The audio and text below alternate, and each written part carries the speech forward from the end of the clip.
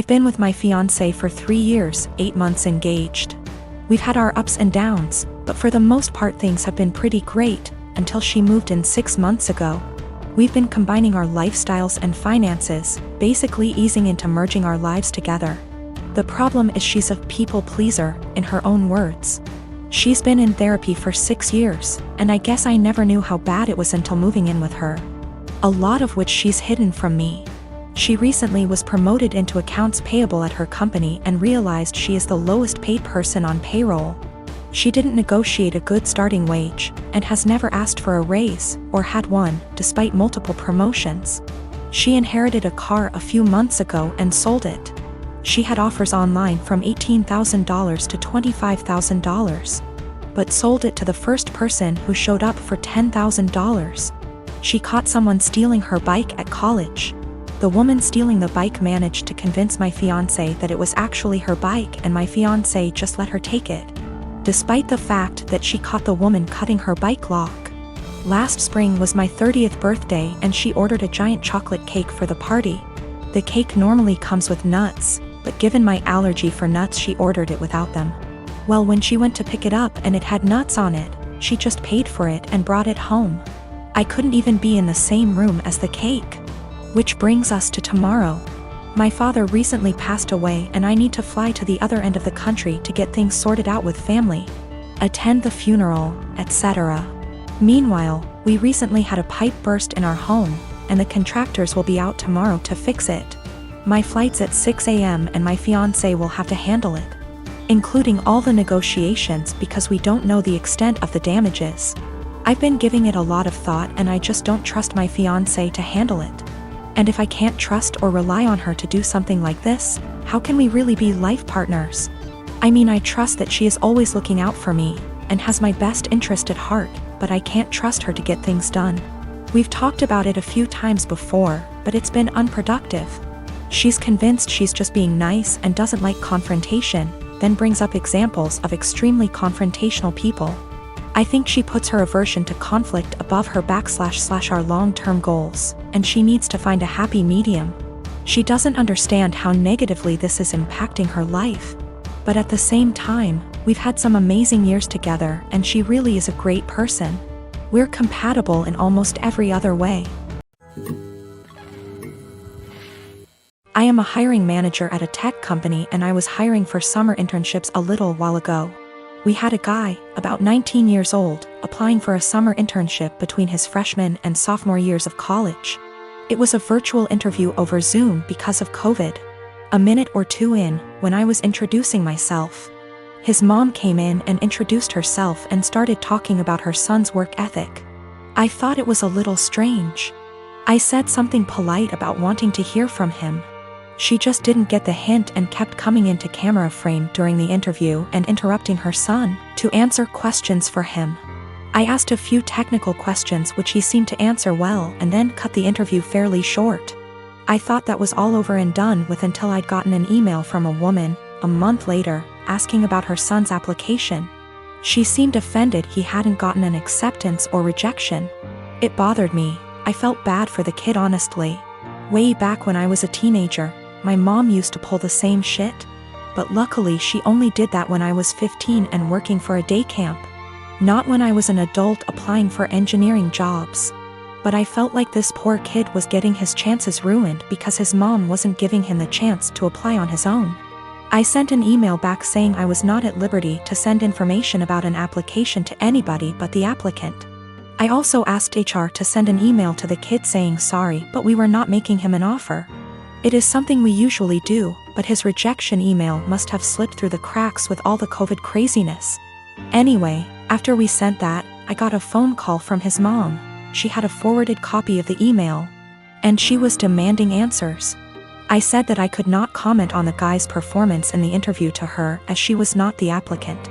If he wanted to reach out to me, I was happy to give him some feedback. However, I could say that regardless of his performance, her presence in the interview took him out of consideration for the position. We were looking for an independent and self-driven person for the position, and for that reason, it is important to see an applicant speak for themselves, follow up themselves, etc. I also said that, as a piece of advice, Every hiring manager I've met in my career who sees someone other than the applicant answering questions during an interview, following up on the applicant's behalf, etc., would also put their resume in the "do not hire" pile. Since, while the applicant may be skilled and motivated, they need the ability to demonstrate those traits themselves. She blew up at me over that, kinda cussing me out to the point where I hung up. This goes back 3 years when my mom and her girlfriend got engaged. My mom put in so much time and energy into organizing this wedding and was so excited. She sent out invites to all our family members for months in advance, and almost everyone confirmed they would be going.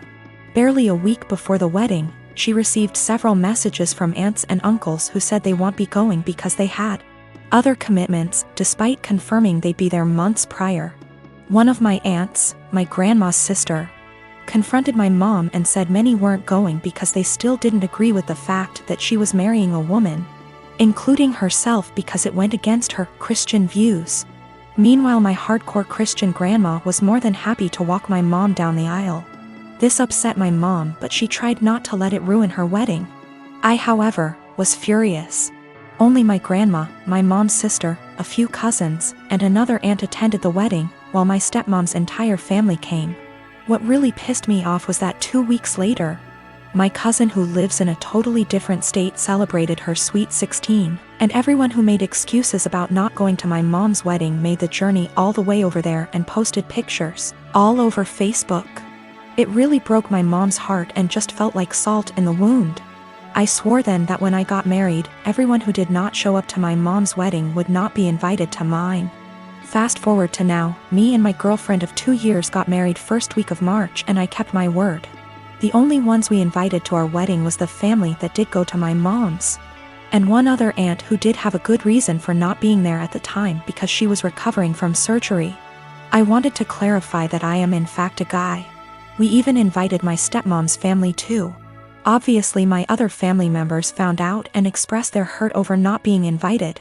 I called them all out and said if they had a problem with my mom for being who she is, then they had a problem with me, and I wouldn't let toxic people be a part of a special day for me and my wife.